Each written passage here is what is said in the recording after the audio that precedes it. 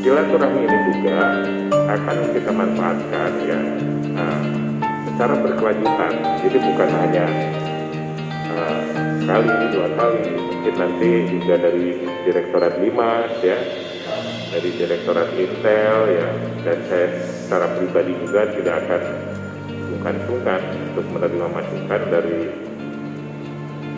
organisasi masyarakat Al-Rabitah Al-Aliyah ini gitu, sesuai dengan lingkup yang menjadi core bisnisnya lah, kira-kira seperti itu.